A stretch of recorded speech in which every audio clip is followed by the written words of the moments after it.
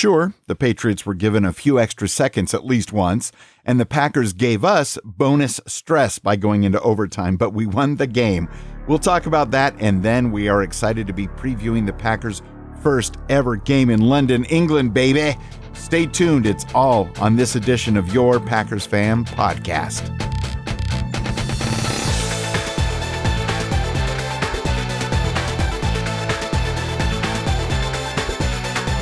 What a gorgeous day in Lambeau yesterday was, and that's coming from a guy who was there. I'm Scott Clark from the Gaming Outsider Podcast, and even though I'm absolutely exhausted, traveling up to Green Bay and back was totally worth it. To make it even better, we walked away with a win, and now the Packers are 3-1 and in the middle of a repeat of the beginning of last season. The question is, can they keep the streak going?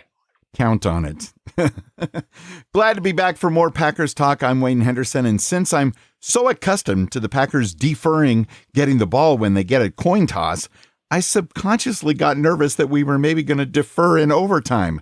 I know, come on. Crazy, Come on. But for a split second, I thought, and the Packers, that would have been insane. But it did not happen. This is the 257th episode of your Packers Fan Podcast. Scott and I going to share what we loved and what we didn't from the Packers' victory over the good old New England Patriots. And spoilers, we loved a lot of it, but not as much as we had hoped. Then we're going to preview Sunday's huge game in London against the New York Giants. And I bet Scott even has keys to victory for this one. I absolutely do. Then we'll also wrap up and see how things played out in the Packers Fan Podcast Wager of Fun this week and go through predictions for next week's game as well. And as always, we've got more fabulous listener calls and more. So let's get into it, man. Do you want to hear what it was like at Lambeau? That's the main thing I wanted to have you on yet again this week, as you are every week, is I want to hear what it was like being at Lambeau in 2022 on a perfect day. Oh, perfect day is the best way to describe it, man. You could not have asked for a better day of weather. It was just a gorgeous day. It was a little nippy in the morning. I was wondering if I was going to need my sweatshirt or not once we got to the game, but decided to go ahead and keep it on just in case because I'd rather be hot than too cold. And it was great. I do got to give a shout out to Caleb Fisher, who actually messaged me and wanted me to come see him at work so I could actually get them because he had to work during the game. And we actually went there, but I got there before he started his shift and it was too late, so I didn't get a chance to see him.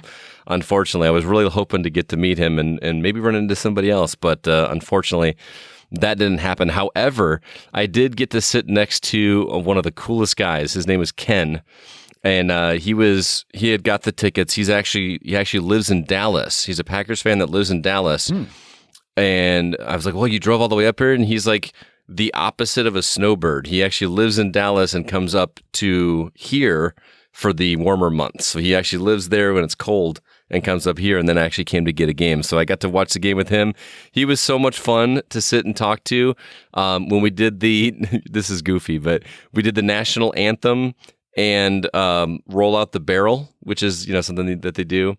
We were standing up singing it, and he's got an amazing voice, and he was actually harmonizing with me. I've never had that happen at any kind of sporting event where the guy next to me was harmonizing. It was so much fun talking with him and sharing cheese curds and having a couple beers and all that. It was a great time. Got to go up there with my wife and Troy, who was kind enough to let us tag along with him on this game. It was really good. Those seats are solid. Yes, they are. Great view for sure. So thanks again to Troy for doing that. I wish we had more time to kind of walk around and see a little bit more of the stadium, but we got in there probably about a half hour before game time, and obviously it went into overtime, which when you got a 3.5 hour drive back is great, but at the same time it made for a late trip back, and I'm very, very tired. I was so tired today. I was on the phone with one of the parents of my students, and she was trying to work something on the computer. I put my head down on my desk, and next thing I knew, I fell asleep. And she's like, "Hello?" And I was like, "Oh yeah, I'm still here." So, needless to say, I am going to be hopping into bed and trying to sleep off whatever this is. I didn't drink too much or anything. I'm just exhausted. But it was so much fun. I know you're exhausted, but I know what this is. This is Victory Monday, Scott. Oh, yeah. It would have been a much longer drive back if we had to drive back after a loss because I was getting a little nervous there. But whew. You're not the only one. I feel like I say this every time I go to a game, but when you see a game in person, it always is mind-boggling to me how small the field feels or how short 10 yards actually feels when you watch it in person as opposed to watching it on TV. It's like, just 10 yards, guys. Just go 10 yards. What's the problem? So, but it was a lot of fun. We were behind the Packers bench, about the 45-yard line. It was glorious. So much fun. I love being around Packers fans. Just everybody. I don't know. I was even talking to a Patriots fan in line, and he was doing some good old fashioned trash talk and stuff. But I was like, hey, you know what? Welcome to Lambeau. We're glad you're here. Shook his hand. Said hope you have a good time, and because that's the way it's supposed to be, right? Yeah. Midwest nice. Let's go ahead, man, and jump into the good things that happened during this win over the Patriots. Obviously, that's the big plus is that it was a win. So first off, let's talk about rookie wideout Christian Watson's 15-yard run into the end zone, completely untouched for a touchdown. Welcome to the Green Bay Packers, man. That was a very high point because it got me amped up right away. And the fact it was a rushing touchdown. So he's still waiting on his first receiving touchdown, but touchdown, we'll take it. I think the words I used when he did that were totally redeemed yourself after, week one, what happened there. But in fact, let's talk about some of the other leaders in the Patriots game. Rodgers was 21-35 for 251 yards, 2 touchdown passes, an interception, and his passer rating over the entire course of the game was 89.1. Aaron Jones had 16 carries for 110 yards. Dillon had 17 carries for 73 yards. Lazard had 6 catches for 116. Romeo Doubs had 5 catches for 47 yards and a touchdown. Randall Cobb, 3 catches for 32 yards. And Robert Tonyan, 2 catches for 22 yards, one of them being a 20-yard pass in the end zone. Lots of high numbers all across the board here, which is really cool to see. I love that we're spreading the ball, and he's getting a little bit more comfortable with his targets. You agree? 100%. The only down part about it was I didn't have any more bags of Funyuns in my cupboard so I could celebrate Tunion's touchdown. So sorry, Bobby T. Next time I'll be prepared. I promise. How is that not a thing? How is like the Funyun company, whoever made, is it Frito-Lay that makes those, not like capitalized on that and made have a Funyun with Tunyon? Like exactly. It's a thing. It at least in Wisconsin, it should be a thing. To me, one of the brightest spots of the day were the sacks by Rashawn Gary. I mean, he got one on Patriots quarterback Brian Hoyer, and he later left the game. So then Gary got another one, this time on the rookie quarterback Bailey Zappa, or Zap, not positive on the pronunciation, but welcome to the NFL, rookie. Absolutely. Watching those quarterbacks get swallowed up live feels so much more satisfying sitting there in the stands watching that happen. It really feels really cool. I love it. I got to say, too, Rodgers does love to play against AFC teams. They have won 18 of the last 19 games against AFC teams where Rodgers has started. Whoa. What a staggering number that is. I thought it was pretty cool. So, Scott, I think that calls for a Go Pack Go. Go Pack Go indeed.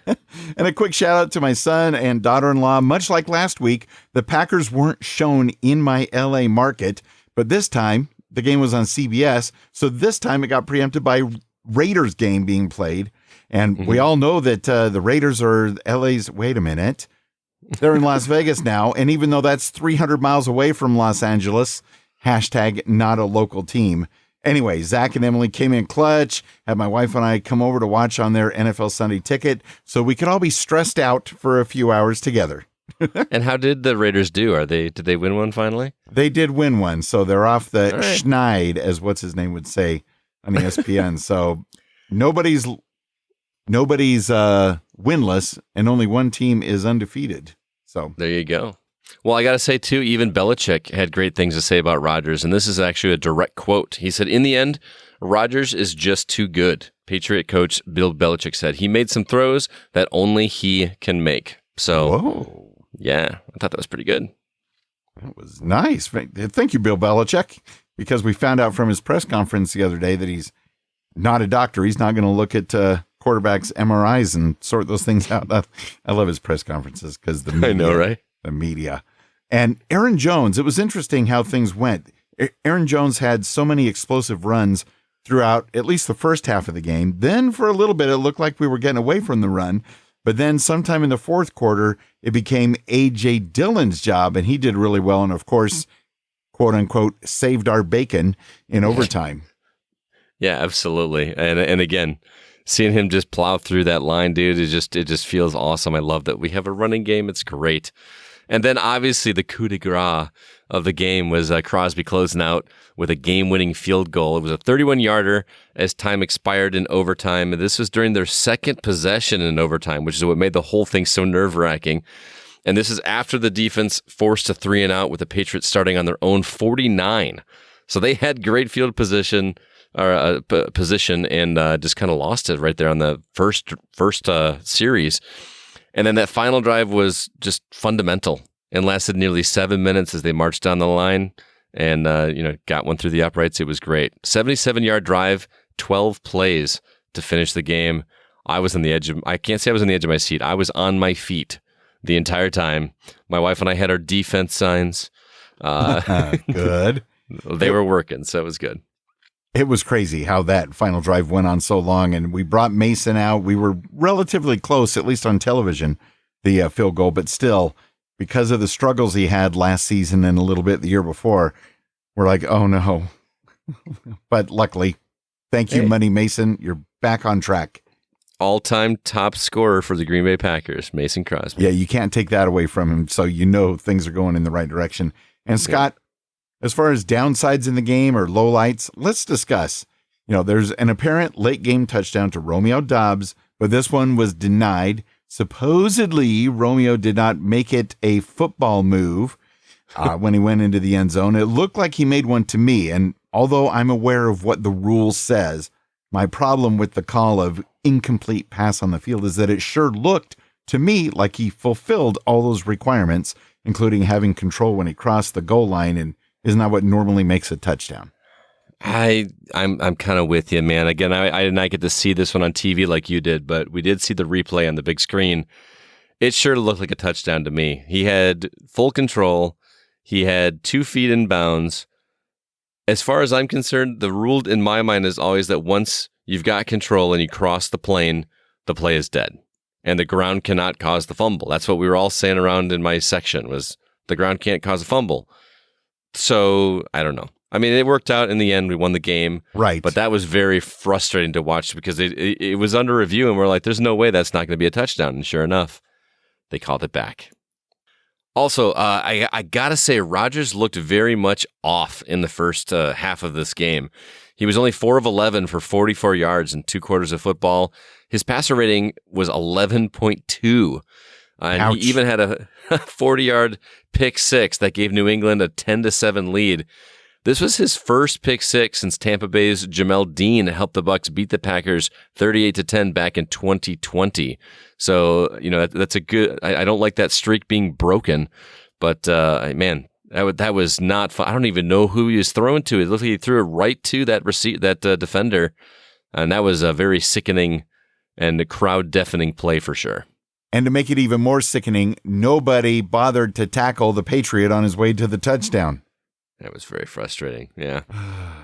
And far, far too many flags on both teams, on both sides of the ball. It was just a sloppy game all the way around, especially the first half. We're trying to get some momentum, a little bit of a rhythm, and it was just being interrupted frequently by all these penalty calls. Yeah, although there was one that I felt was missed. Again, it's hard to tell when you're live because you can't, when you're looking at the ball in the middle of the field, the time clock is over on the other end. But from what I hear, there is one that should have been a delay of game. Can you confirm or deny? Oh, absolutely. 120% confirmed. Mm-hmm. Because, they do the thing where it gets to 0 and then the ref looks up and then they give them a beat or whatever they want to call it. They went a little bit beyond a beat on one play, and then I don't think it was the very next play, but just a short while later, they went like 3 seconds past. It was like, is something happening? Yeah. Are all the refs healthy? It was the worst delay of game that's never been called. You should go back and watch that highlight or low light. It was bad. And I hate to be the pessimistic one, man, but this game really did make me nervous about future games. We struggled to contain a second and third string quarterback in this game at home. The defense looked solid in the first half, but I expected much more of a domination this game. It really should not have been this close of a nail-biter game against the Patriots, sans Brady at this time. Going into the game, Superfan Troy was talking that he was predicting 6 touchdowns by Green Bay. That really should have happened. I don't understand. I don't know if it was overconfidence. I don't know if it was, kind of taking it easy on some of the players to avoid some injuries as we get into the more difficult part of our schedule here in the next 3 or 4 weeks. I'm not sure what that was, but it's making me a little nervous, man.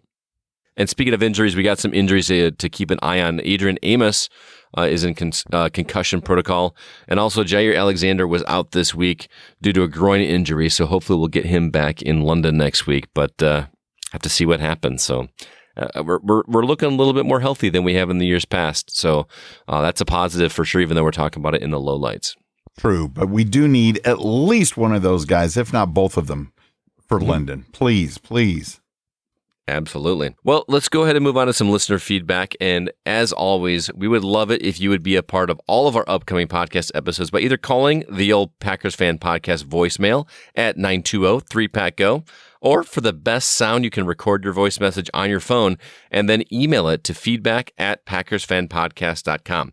Make sure to get your feedback in shortly after the Giants versus Packer games, and please include your guess for the final score of the Jets at Packers game. Deadline for your calls is 9 p.m. Eastern, but since Sunday's game is an early one, there's no excuse to not get it in early this week. Let's kick things off with a good old voicemail from Andre in L.A. Go, Pod, go! Go, Pod, go! Go, Pod, go! 3 to go till I'm dead and cold. What a win, what a win. These are the games. I said it last week, and I'll say it again. These are the games that I'm glad we are starting to win. Close games, gutted out games.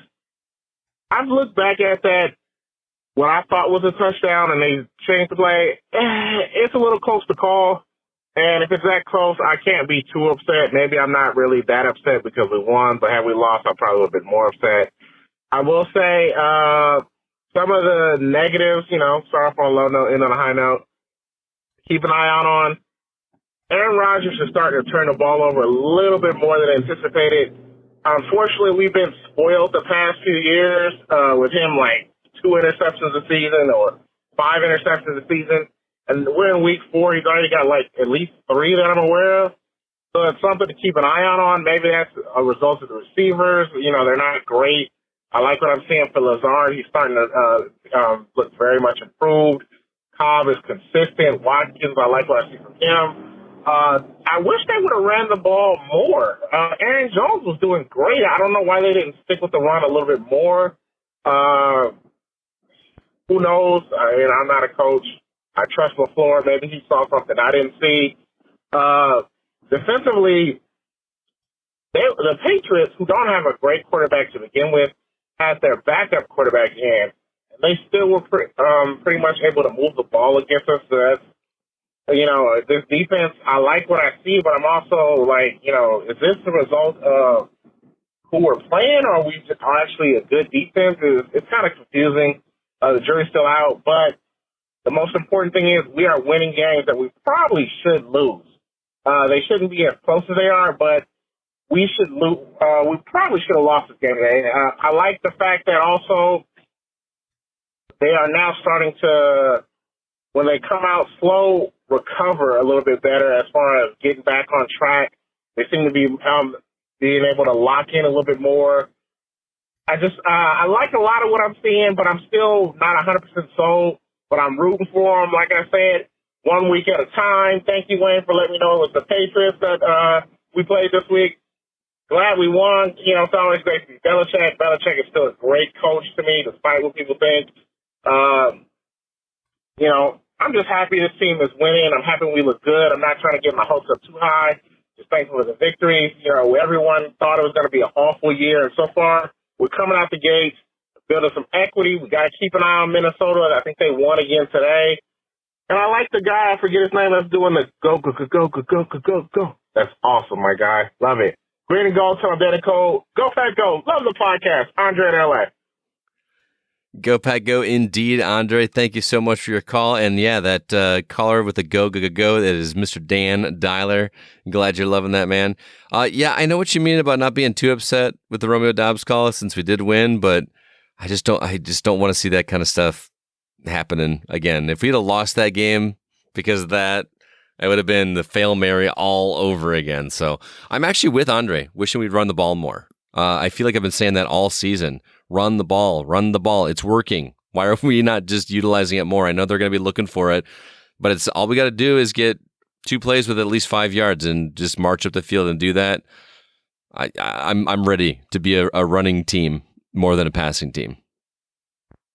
I agree. And I know that historically, at least since the Brett Favre years, we're a passing team. We love the touchdowns, the passes, the long bombs, the Hail Marys. But yeah, right now the Packers are blessed with 2 fantastic running backs. Let's just use them till the wheels fall off, really. But and 2 running backs that have such a good camaraderie together. You know, they dine together. They're not trying to outshine one another. They're just in it to win it, and that seems like a rare thing with an NFL football team to have 2 running backs that just love to pal around and look out for each other as much as they do. It's great to see. Okay, I feel like I said this already, but a win is a win. That was a little stressful. I don't know if I'm alone. I'm assuming not. Okay, well, I have to keep it short and sweet this week, but all right, I'll take it. A win.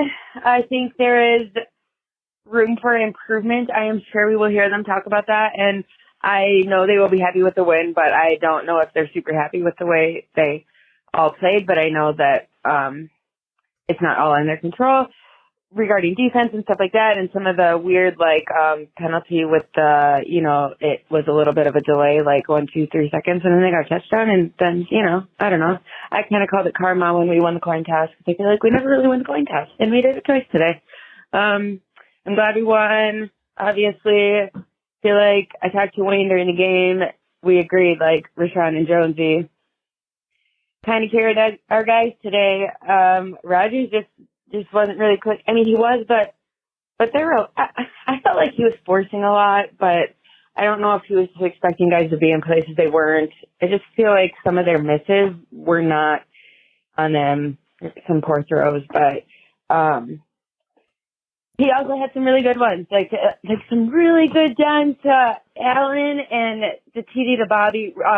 Dobbs, the first, I don't remember when it was. He had a few really good ones, and Watson, that was good. Cool, good for him. I thought Allen, the first one of the game, was they call him Lizard, and he literally slithered through just like a lizard, and Aaron just shows these darts. I mean, Allen, they are on the same page, it seems, most of the time. Rashawn is insane. He has a sack every game this season. He got 2 today. The first one today was just amazing to watch. It seemed like the most planned out, perfect thing ever. He just clobbered him. It was freaking awesome. Our defense helps. It's great when they're good, to help when our offense is a little off. Special teams, mostly good. Yeah, right? Everyone agree? I don't know. I mean, I do feel like there's massive improvements, and I think it really helps to have, a well-rounded team. It's kind of odd that our offense seems to be struggling, but it is to be expected, and it's nice to have the other 2 to rely on. Go Pack, go, baby, let's go! Bring on London, baby! Hey, it's Megan, another last-minute thought. Well, I'll probably have a lot more last-minute thoughts, but I call it all the time. Got to give some love to Mason, the Silver Fox, reliable. Happy he got the game winner in overtime. Go Pack, go! Go Pack, go indeed, Megan, calling in and giving props and love to Money Mason Crosby. Well-deserved. Got us the win when we needed it most. Right, Scott? Absolutely. I love how she talked about room for improvement, but also talked how we have been improving. So, we've fixed some of the areas, but we've started to flounder a little bit in others. There's always room to get better. And, it's all uphill from here, right? If we repeat last season, we, this is the 3rd game of 7 in a row that we'll win. So, as long as we get better, that's what matters. We will definitely take it. And Megan, no, you were not alone in being stressed out. Yeah. And she brings up an interesting point. Do you think it was more of a case of Rodgers forcing his throws or just the young wide receivers running the wrong routes or not being in the right place at the right time? It's probably a mixture of both. I think we're just still trying to force the passing game because we're just so used to being a passing game and having a stud of a quarterback there under center. So, but there's something to be said about rookies too. But we've got veterans there as well. I mean, sure, Dobbs and Watson, but we got Lazard, we got Cobb out there, and it's a good mix. But we're just still need some room to gel between all of those guys. Hey guys, it's Jay Walters from Orange County, California. Man, what a game. I tell you, I can't take that stress at the end. I come back home and watched it on delay, got all the way down and caught up right before they scored. So it was 24-24. Then the cable box resets. So I missed the whole drive. And apparently there was a missed touchdown or something. I don't know. But it finally catches up and then New England has the ball. And man, talk about stress till the end, but at least we got the win. It just shouldn't have gone down that far. Man, first of all, Rodgers giving them 7 points. That was just ridiculous at the half. And then the troubles, with a rookie quarterback not being able to stop them. They got to do something there. I don't know what. Anyway, overall, at least we got the win. Move on to the next one. And go Pack, go. Go Pack Go indeed. Jay, thank you so much for the call from the OC. Yeah, stress was the name of the game this time around. I think it's more stressful watching it on TV because just being caught up in the moment, but I definitely did not want to drive home with an L. That just would have made it was a long drive home as it was, but with a loss would have made it even worse. So thanks so much for the call, Jay. Did you, on your drive home, make a brief stop at a Culver's? We did not, man. I had cheese curds in the stadium, and you think Culver's cheese curds are good. The ones in the stadium put Culver's to shame, so I was stocked up. Oh, it's true. It's true. The ones I had at the 1919, best ever. But sometimes you just need some quick cheese curds, maybe some custard on the way home. But my wife packed all kinds of food. We didn't quote unquote, we did tailgate, but it was in somebody's yard that we parked in and just had some vegetables and fruits and a couple beers and chips and dip and all that kind of good stuff. And then I got in the stadium. I don't know what it is with stadium food, and this goes for any sport. It is impossible for me to get full when I'm in the stadium. I had a brat, I had a hot dog, I had cheese curds. I just could not stop eating. I hear you. Jay, thanks so much for recording that on your phone or your computer, attaching it to an email and sending it to feedback@PackersFanPodcast.com. And to add to the stress, Jay, you get home, you're tuning in a little late to the game, so you're watching it on the DVR and catching up to live, and then it reset. Oh, I feel your pain, That's the man. Stressful way to watch it, man. It's like you missed the whole good drive. I feel your pain. Hey guys, this is Hank calling in for the Packers Fan Podcast.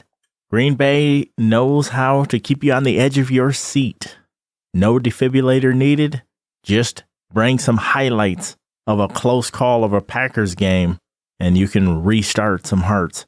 I'm telling you what, I was anxious throughout the entirety of the game, and boy, do they like living on the edge. But they won the game, and according to a famous former head coach, hello, you play to win the game. So mission complete, and I'll take it. As always, fantastic podcast, gentlemen. And this season is shaping up to be a lot of fun. Thanks. Thank you, Hank. Very kind of you to send that in. Much appreciate the kind words as well as the feedback. He is quite busy with his co-hosts doing the House of Dragons podcast on his TPE network of shows. Good stuff indeed. No defibrillator needed. Edge of the seat action. Yeah, the Packers. I'm just glad we won, but I would like a nice 3-touchdown victory of a win, maybe this week in London. How would that be? That'd be great, man. I want a domination. I really do. The problem is I feel like whenever we start to dominate, we just let up in the third quarter, and I just don't want. I just keep rolling. Remember, like the good old days in the 60s and 70s when they'd, run up the score to 50 and 60s every once in a while. We just don't do that anymore because we're, so safety conscious, which is a good thing, but I just miss the dominations. Go, Pack, go! It's Jacob from Rockford. I watched the game while eating a bunch of chili, and I'm tired, but I am leaving this message anyways. So, that was a rough game to watch, but it was a victory, and there was definitely some highlights in there. Don't want to be too pessimistic. But, I feel like we should have put that team away. We could not stop the run. They really helped their third-string quarterback out with that, which is why I kind of felt like we should have put that game away. I was like, oh, yeah, it's a given. But, they did good. They helped their quarterback out a little bit. They ran the ball extremely well. Our defense didn't get stops, but they did get stops when it mattered. And then the offense kicked into gear on that last drive, and they got it done in the second half. They had a very weak first half. That pick six was kind of infuriating, but that's the kind of stuff that happens, and, you got to face adversity, and we came out with another victory. Victories are hard to come by. Hopefully we can swing this into a higher gear, because I feel like better teams are definitely going to catch up with us. Like, I do not see us keeping up with the higher echelon in the NFL right now, but things could come together still. There's a lot of youth. Romeo Dobbs, huge plus in the game. He's looking really good. He couldn't come down with that touchdown. I think he's going to learn from that, maybe how to handle the ball after getting that grab. But anyway, celebrating a victory tomorrow at work. So go, Pack, go! Go, Pack, go indeed. What's up, Truffle? Thanks so much for the call. I am glad that somebody else is saying what I have been thinking and kind of afraid to say here in in front of Mr. Optimism here. But yeah, these wins are getting hard to come by, and it's making me a little nervous when we get to those tougher opponents that are coming. So we've got we got to shake off some of the rust and add some grease to these gears to make things move a little bit smoother as we come in. But especially it's not being able to stop the run as well as we should have, especially going into London, because that's where we'll get that in the keys to victory here. But it's going to be a run game for sure, I think, on both sides of the ball. So we've got to get that contained. Absolutely. Quick question. Yes, sir. Truffle? Truffle is Jacob's nickname. Jacob was one of my fellow Texas Hold'em buddies. We used to play Hold'em all together. And it was a weird story. We were sitting around talking, and he started talking about hunting for truffles. It just became like randomly. We're sitting around playing cards, and that just became his nickname. And to this day, I still call him Truffle. That was 20 years ago. Time flies when you're having fun. Yeah. Jacob, I'm sure he loves that I shared that story right here. Oh boy. Either way, Jacob, we appreciate you calling in. Looking forward to hearing from you after we beat the Giants this coming Sunday morning as I roll out of bed at 6:30, or maybe I'll roll out of bed at 6 a.m. and get myself ready before kickoff. Some mimosas. Well, the Cardiac Pack is back. Oh, I wish I could give credit to the listener that put that up last week, but 3-1. I keep having to say that to myself, because at the end of the season, it doesn't matter as far as how you got there. It's the wins and the losses. And we won. We found a way to win. And I also like to look at the bright side, because the starters also got an extra 10 minutes on the field to improve, to gel during an actual game, even though it shouldn't even happen, because that egregious play clock violation, put a horn in there. Now, I know these referees are a little older usually, but come on, there was at least 1.5 to 2 seconds of time between when that clock hit 0 and when the ball was snapped. It's just ridiculous. But anyway, Lazard looked amazing. 6 for 116, 8 targets. Dubs, 8 targets. He had that drop in the end zone. That was unfortunate, but that would have been a super tough catch to make. There were 7 different receivers or players that had at least one reception. Rodgers was really off in that first half. 4 for 11, 44 yards, 11.2 passer rating, and a pick 6. That's the opposite of packtastic. That's more like craptastic. I think he may also need to check his ego at the door. This is a direct quote from him. I've been a great player for a long time. Not a whole lot to tell myself. Just play better. That sounds like someone that's full of themselves. Come on. You can do better than that, Rodgers. It was a very balanced attack, though, with 35 passes. And as Scott, I'm sure, liked to see, 35 rushes. Speaking of, it was pretty awesome that Scott, his wife, and Sir Troy got to see Rodgers' 500th touchdown of his career. Special teams looked really good. Good coverage. 2 of 5 punts inside of the 20-yard line. The defense had a decent game. It was like a bend, don't break mentality. They made crucial stops at the appropriate moments for sacks. I expected a little bit more facing a backup and then a backup to a backup, but it's a team coached by the Dark Lord himself. And as Bill Belichick would say, on to New York. Or on to London!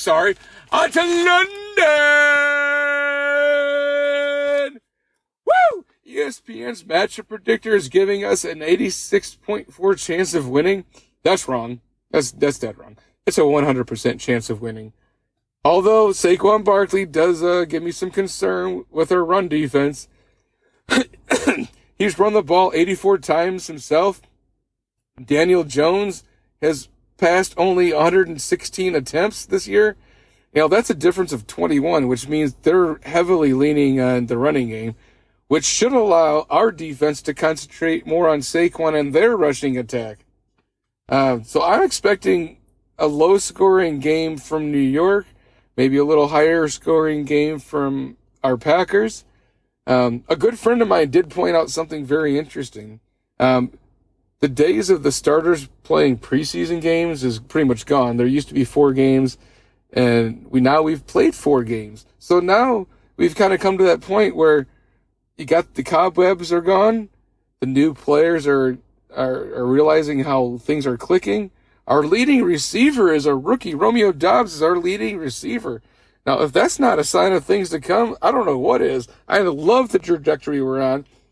And for our wager of fun, I see the Packers taking this in a 24-17 victory.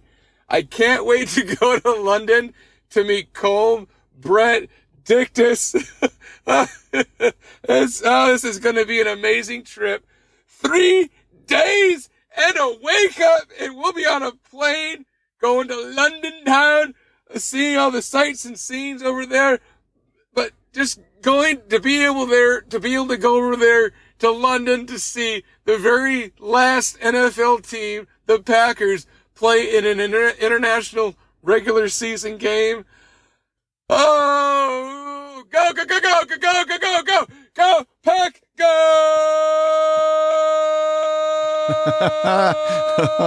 Oh, Dan Dialer, London is calling, and you seem extra amped up for this trip that's coming in just a little I'd bit. say so. And yeah, at the end of the season, it doesn't matter how you get there, wins and losses. We just need to hopefully find a way where Rodgers is not off in the first half. Do you think it's leaving the ego at the door that Dan Dialer suggests? Absolutely, man. We've been saying that for about a year now. He's getting a little haughty. I don't know. It's kind of annoying to see, especially like when he's doing poorly and then throws something awful and then rolls his eyes like it was somebody else's fault. It just drives me crazy, man. You're fallible, man. You're human. You're an awesome quarterback, but come on, be a little humble. We'll see. But Dan made a great point that it's awesome that you and Troy and your wife got to see Aaron Rodgers' 500th touchdown pass in person. That was pretty cool. I actually asked around. I was like, was that 500? And they're like, was it? It was his 500th pass. It was really awesome. I love he said it's touchdown. A touchdown pass. Yeah. I love that he said that it's 100% chance of winning in London. That was some that's some Wayne numbers right there. 100% chance of winning, no chance of a loss whatsoever. He said watch out for Saquon Barkley, but that's pretty much all we gotta run for. So they're gonna, like he said, they're definitely gonna be leaning into running. It's like he knew my keys to victory already, but we'll get there. We will get there. Let's go back. Speaking of getting there, let's get back to the listener line at +1 920 3-PACK-GO. Hello, guys. This is Mark from New Lisbon. It's Monday morning, so I had a little time to reflect, but it was a great win. And the bottom line is we're 3-1, and I don't think we've scratched the surface on how good we can be. So let's start with a couple of concerns. The defense, we knew when the third-string quarterback was in, and they brought in a sixth offensive lineman that they were going to run the ball, and we still couldn't stop them. So that's a concern, and I'm sure they'll shore that up. And our pass defense was okay, but of course Jair didn't play. Rodgers, his first half, that might have been the worst first half he's played in years. But the bottom line is he stepped up in the second half and made plays when he had to. So I don't think Rodgers is a concern for most Packer fans. Positive, Dobbs and Lazard looks like a really knockout combination of receivers now. I think they had 16 targets between them, and I don't know if the rest of the receivers had 16 targets altogether. So I think Rodgers has confidence in those two, and Dobbs just kind of has star written all over him. I love the guy. He looks fantastic wearing that Jordy Nelson number. Aaron Jones is so underrated. 110 yards, almost 7 yards a carry. That's a credit to Jones and the offensive line. And a couple guys on defense. Quay Walker might have had his best game, number 7. And Rashawn Gary is becoming elite as a pass rusher, and you can't win a Super Bowl without an elite pass rusher. So a great win for the Packers. Go on to London and beat those Giants. Thanks for taking my call. Go, Pack, go. Go, Pack, go. Indeed, Mark, thank you so much for the call. I love what you said about we barely scratched the surface about our potential. That's kind of how I feel about our team right now. Like there's so much greatness there that we're just waiting for that explosive action to happen, and I hope that we get to see that this week. Yeah, I mean, just look at the pairings we got. Dobbs and Lazard, Jones and Dillon. We've got not just one star on each side. We've got it on all over the place. It's really good to see. There's so much potential. I just really hope that potential comes to fruition before it's too late. I think it's not too late since we are 3-1. If we were 1-3, we'd have a different conversation. And yeah, I don't know why Aaron Jones is still underrated by a lot of folks. You watch him, and like you said, you saw him in person, and it's even more impressive. Mm-hmm. He'll get his due when we're hoisting the Lombardi Trophy in Phoenix, Arizona. People will know. People will know. Hey guys, it's Garrett from Southern Illinois. I just wanted to react to yesterday's game and just say that I really haven't got this team figured out. Just when I think I know what they're going to do, They go and surprise me. 1 week the running game is elite. Next week can't run anything at all. 1 week Dobbs goes 8 for 8, and then the next week he can't pull in probably a game-winning touchdown. So I just wish this heart attack pack would just be put on the shelf and we'd start dominating for once. So let's hope that we go into London next week and just completely blow out the Giants, because my heart can't take much more of this. Have a good one, guys. Awesome. Hang in there, Garrett. Thank you so much for giving us a call at +1 920 3-PACK-GO. I know we always think we can't take much more, but hopefully we don't have to, but we can if we have to. Excellent point about not being able to figure out this team, because 1 week the Packers are running great. Another week we can't run at all. Consistency. Isn't that usually one of your keys to victory, Scott? It is. It doesn't happen as often as I'd like it to happen, but yes, consistency is key when it comes to football and fundamentals. Yeah, so good to hear from you, Garrett. Hope to hear from you again next week. Now, checking in on our weekly poll in the Facebook group at PackersCommunity.com, as well as on Twitter at Packers Fan Pod. Do you think the Giants versus Packers game in London, the fact that it's in London, does that favor one of these teams over the other? Does it help the Packers? Does it help the Giants? And no advantage at all for either one? What do you think, Scott? I think it 100% helps the Giants. This is their fourth trip there. They've done it. They're used to the time change. This is the first time the Packers have been there. So, even though it's a home game for Green Bay, it's going to feel more like a home game for the Giants than it is the Packers. Really? I mean, although I think there's going to be an absolutely huge crowd of Packers fans that will help Green Bay, I wonder if New York also gets a little bit of an edge since physically they're a little bit closer to England. They'll have a slightly shorter flight, a little less of a time difference, because they're East Coast, where the Packers are Central. I wonder if that factors into it at all. But the votes that came in said 19% it helps the Packers, 15% say it helps the Giants, and 66% said no advantage in any way for either one. Yeah, at the end of the day, it probably is an advantage, but I don't know. I still think the edge goes to the Giants just because of the experience. But our listeners had some comments as well. First off, Dan Dyler said, I think it absolutely favors the Packers.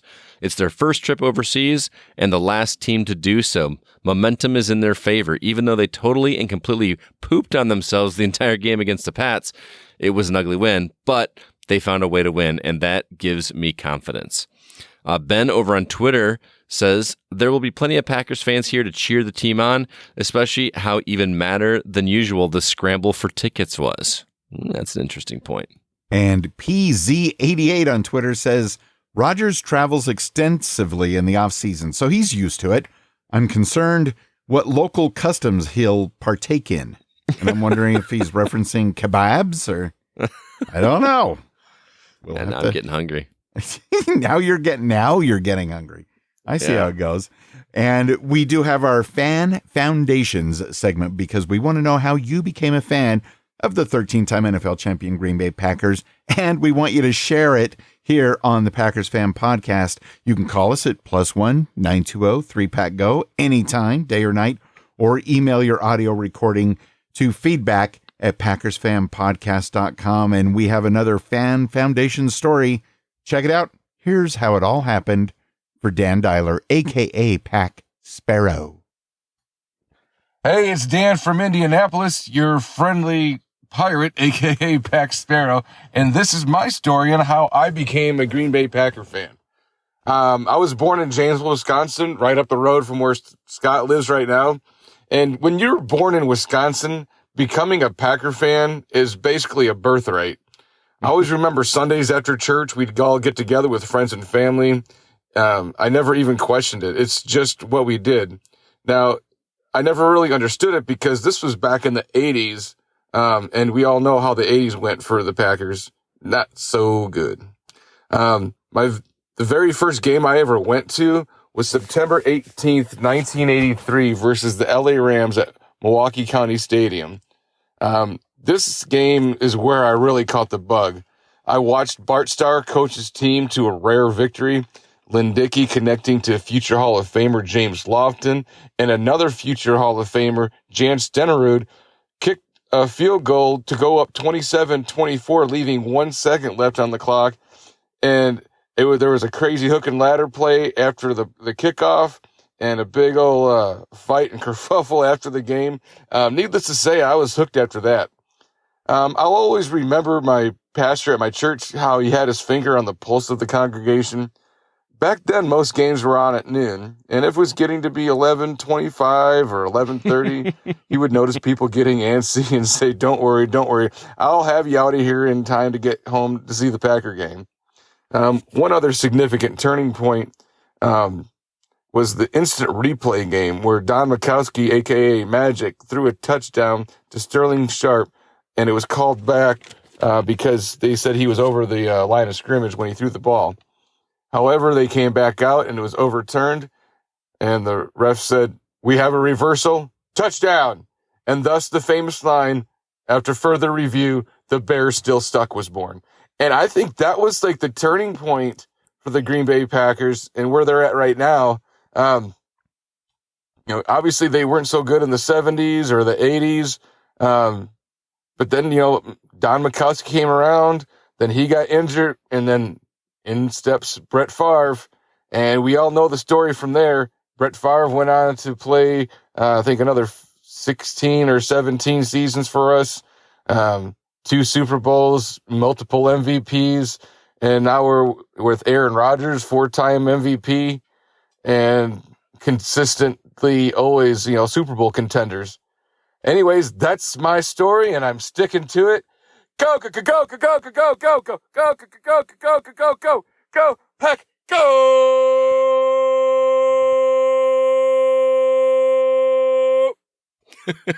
I never know when he's going to quit. That's the suspense that we love.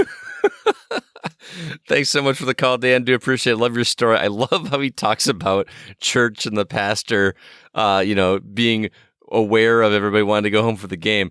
My pastor did nothing like that when I was a kid. I was a churchgoer as a kid, and that never happened. And in fact, my mom was such a social butterfly when I was a kid that the service would be over, and then she'd be out in the foyer talking to friends and stuff for forever, and we're just walking around going, we got to get home for the game. So we eventually gave up and went out to the car and listened to the car on the radio. I waited for Mom to stop gabbing in there. So that was crazy. But I love your story there, Dan. Thank you so much for that. That was really cool. Man, the instant replay. I was really young when that game happened. So, but I mean, when was the challenge and stuff like that? When did that all start? That couldn't have been in the past, 20 years or something, right? Somewhere around there. I don't remember when challenges started, but it's not all that long ago. But yeah, if you would have heard Dan Dialer's call before you went out to Wisconsin, Sir Troy, I believe, was at that game as well. Don Majkowski's famous instant replay and the phantom yard line and all that good stuff. He could fill you in on that as well. But Dan, so good to hear your story. Had no idea that you were born in Wisconsin and you witnessed Milwaukee games, Lynn Dickey to James Lofton. And there was a fight. And I think for the first time on the podcast, we possibly have heard the term kerfuffle. Is that not a word they use in California, Wayne? No, maybe balderdash, shenanigans, tomfoolery, but kerfuffle. I love it. So save your bacon is a thing in California, but not a kerfuffle. Save your bacon. There's bacon everywhere. There's even Canadian bacon. It's a good thing. But Dan, we really appreciate that, sharing your story with everybody. And again, listeners, we want to hear your story as well. Again, call us at +1 920 3PACK-GO or attach it to an email and send it to feedback@PackersFanPodcast.com because these stories are great. Everybody's story is at least a little bit different. And I'd really love to hear some of those stories from the people in London. How are you guys over there becoming such avid Packers fans? How did that happen? Because you don't have the Wisconsin born and raised story like Dan here does or like I do. I want to know how you guys over there became such big fans. That'd be really, really cool. Ooh, I want to know. Yeah. Dan, when you're over there, plant that seed in some people's ears. Brett, Definitely. Call him Dictus. Anybody and everybody. Yeah. Let's move on to some emails. I got an email here I'm going to read real quick. It says, hey there, Wayne and Scott. Jared in Colorado. Been a long time. Haven't had a chance to catch games given a recent home buying process. Congrats there, Jared. Today, however, in the midst of packing, I made sure to catch our beloved Green and Gold defeat the New England Patriots and the evil Emperor Belichick at home in classic heart attack pack fashion. Only the Packers can manage to let a third-string quarterback almost nab a win in Green Bay. Joking aside, I'm liking what I see, barring some gripes such as avoidable penalties. Scott had talked a lot about Packers of recent years not bouncing back from momentum shifts during games. Tonight's game saw numerous lead changes as we went tit for tat with scoring drives. Rodgers continues to build solid chemistry with Romeo Doubs, even going so far as saying in the post-game press conference that he told Doubs he'll keep going to him as long as he keeps improving like he has been. Cobb seems to be our clutch slot guy that can move through and must-have third downs, sometimes that the Packers miss quite a bit before bringing Cobb back. That's a really good point. Passing game as a whole, I like to see Rodgers having to spread the ball around now that he can't just chuck it to Adams in double or triple coverage and somehow making it work most of the time. As for the defense, they were frustratingly inefficient against the run at times, but tightened up when crucial stops were needed. In special teams, I actually found myself cheering during some of their drives. Rich Bisaccia is a fantastic hire so far. Hopefully the team has found its special teams guru.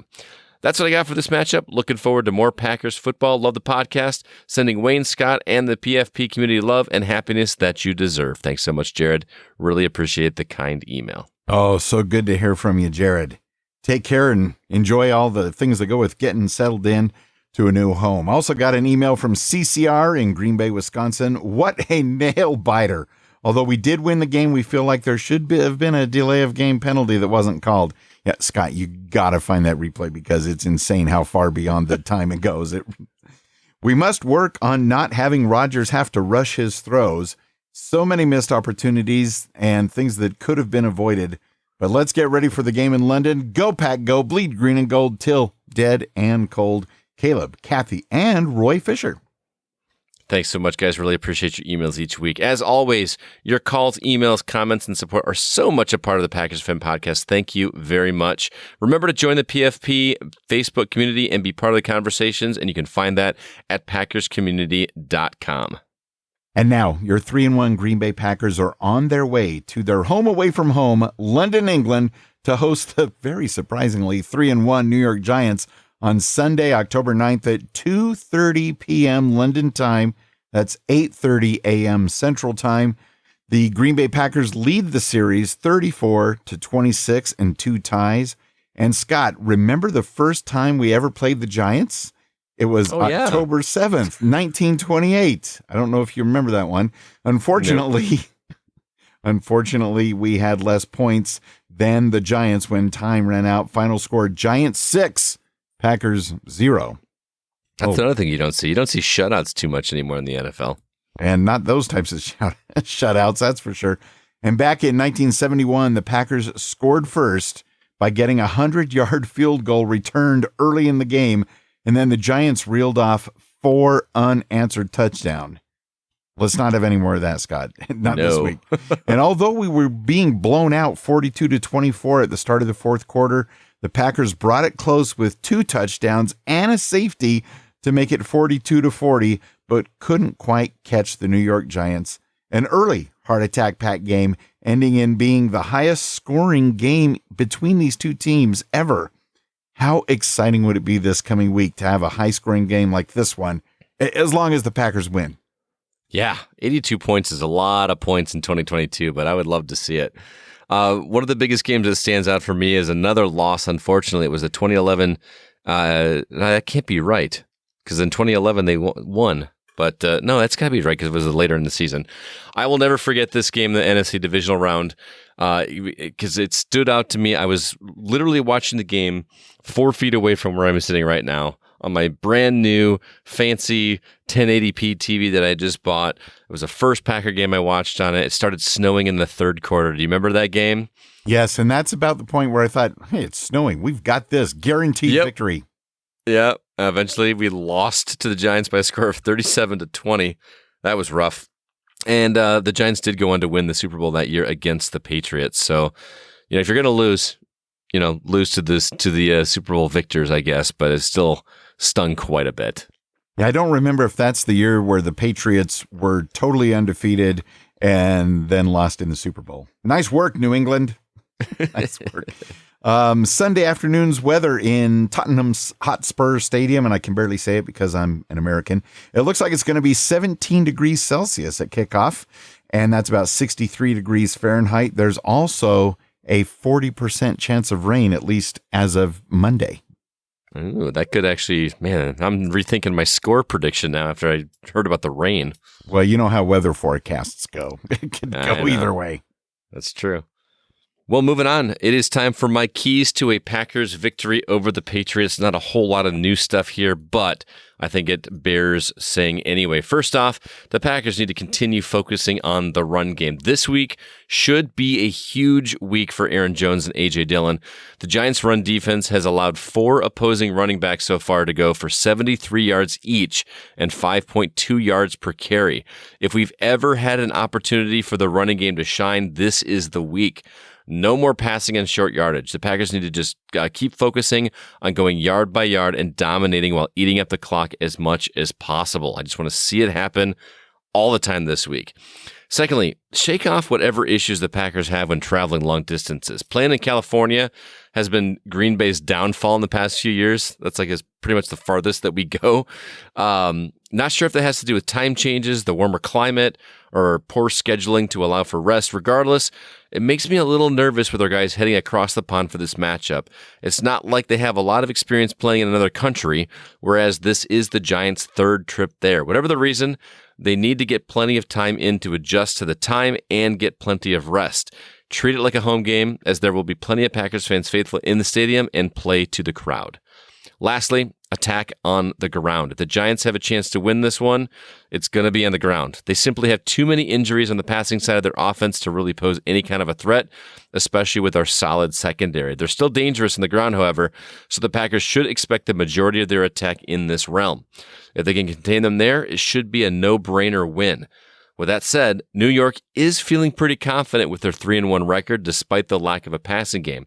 That's a recipe for disaster if the green and gold are feeling overconfident. Since they barely made it past a 3rd-string quarterback this weekend, they need to once again treat this like a much bigger opponent than they seem on paper. And there you have it. Okay. They should take that to heart. I love these keys to victory, and they're almost always pretty spot on. If they're just being followed. If they're being followed, yeah. It would work. Thank you, Scott. Good stuff. Let's check in and see how things went this week with the 2022 season Wager O Fun. All right, here were last week's predictions. I went with the Packers winning 20-17. Wayne went with the Packers winning 28-13. The final score was actually 27-24, and this was actually a lot closer than I thought it was going to be. I had a total differential of 14, and Wayne had a differential of 12. So yes, he does get another W this week. Woo! I was sweating it. Yeah. As for the PFP listener section, we had 3 people come in, and the one with the lowest differential this week was actually Mr. Jay Walters, who predicted the Packers 28, New England 17, so his differential was 9, as opposed to David Newman and Dan Dowler, who both had differentials of 14. So it looks like Jay gets one in the column, so he's got 1 win. David Newman has 2 wins, and then Wayne and I are now locked in at 2-1 with Wayne getting the edge by 1 game. So we're going to have to see what happens from here. All right. What do you think's going to happen this week in London town?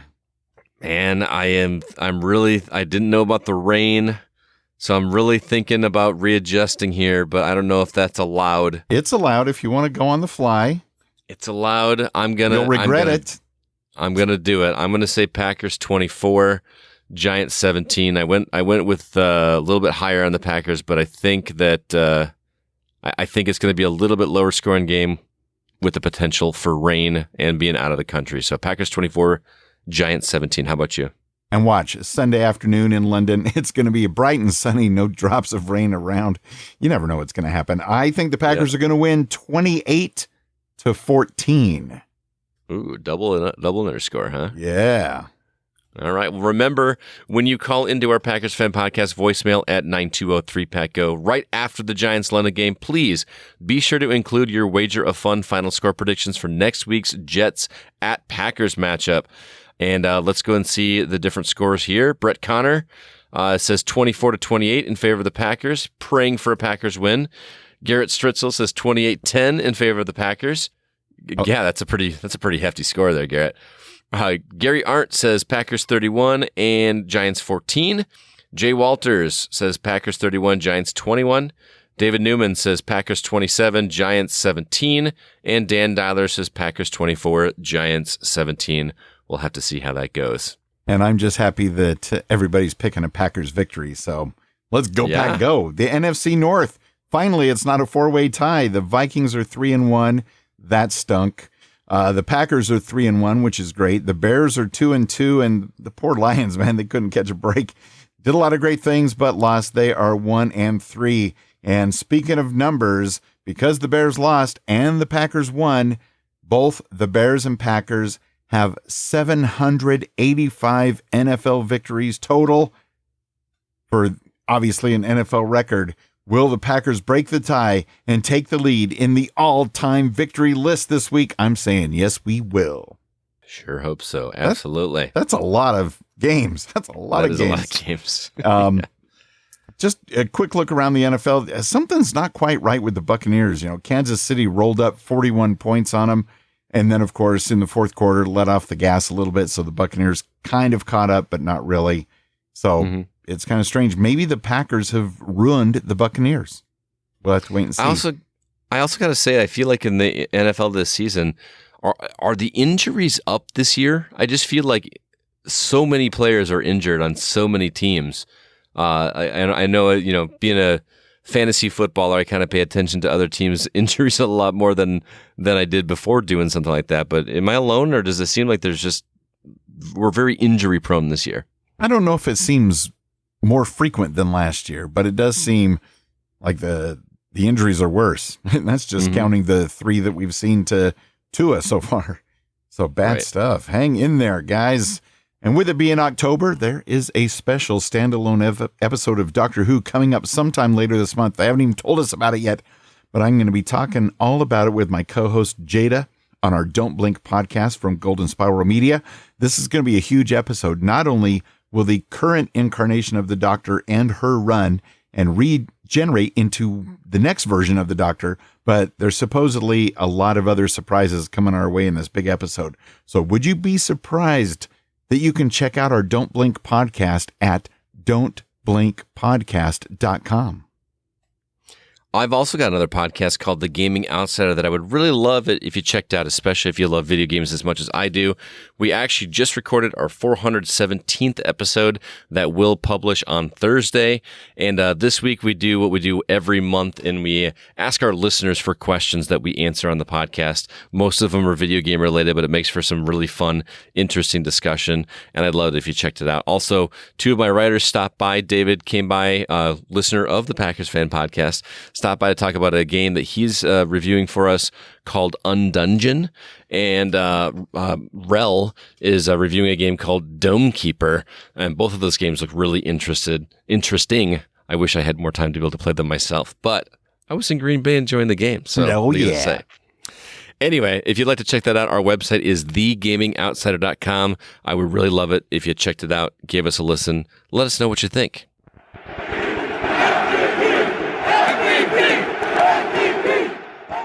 As always, we've got the value for value model here at PFP. We do have a Patreon that helps us cover the cost of operating and hosting the show, the site, MP3 files, URLs, and so on. So we do want to thank you for your Patreon support of the Packers Fan Podcast. And if you'd like some details on that and other ways to help out the show, you can do so at PackersFanPodcast.com/support. So first off, coming in hot and supporting the show at the Jim Ringo pledge level, Dan Dialer. Go Pack Go, and thank you so much, man. And at the Aaron Rodgers support level, thank you, and Go Pack Go to Mr. Jay Walters. And thank you, and Go Pack Goes to these fine Packers Fan Podcast listeners pledging at the Brett Favre level: Scott Boers, Miguel Ramirez from the Opposites Attract podcast, Andre in LA, Jeff Summerfield, and Colin Nolan from Ireland, and inspired by Curly Lambeau himself. Go Pack Goes, and thank yous to Joe Christensen, Matt Haig, and Hank Davis from the TPE Network. And if you too are interested in supporting the show, maybe even becoming a patron of the PFP, check out the details, PackersFanPodcast.com/support. As a reminder, we are the unofficial Packers Fan Podcast, not affiliated with the NFL or the Green Bay Packers. Please follow the Packers Fan Podcast where you listen to your podcasts, and also tell a friend. We'd love it if your friends came and listened to us as well. Everybody's invited. And follow us on Twitter at PackersFanPod. Follow Scott on Twitter at GoCastScott. Follow me on Twitter at Wayne Henderson. And now Pack Sparrow is just about ready to set sail across the Atlantic to visit London town. He is ready with his yo-ho-yo-hos and his go-go pack goes. Savvy? Hello, it be your old friend, Captain Pack Sparrow. It's been a while, but I wanted to let you know that we are about to embark on a journey of epic proportions. The USS Lambeau has undergone repairs and improvements, and even has some new crew members. She has finally been deemed seaworthy and is ready to set sail from the waters of the Bay of Green into enemy territory. We shall face many challenges, and some nearby foes, some of whom still suck. We will even cross great oceans to brand new to us, yet very old lands. And we shall end our packtastic voyage with a portage across the desert to Phoenix, where we shall find and hoist the ultimate treasure. 7 pounds of Pirate Lombardi's stolen silver to return home with what is rightfully ours. Walk the Plank Wayne and Scurvy Scott have assured me there are many menacing marauders out there who'd be willing to go on this expedition, where the only fuel we shall need be a steady chorus of Go, Pack, Go. Who's with me, you scalawags? Go, go, go, go, go, go, go, go, go, go, go, go, go, go, go, go, go, Pack, Go!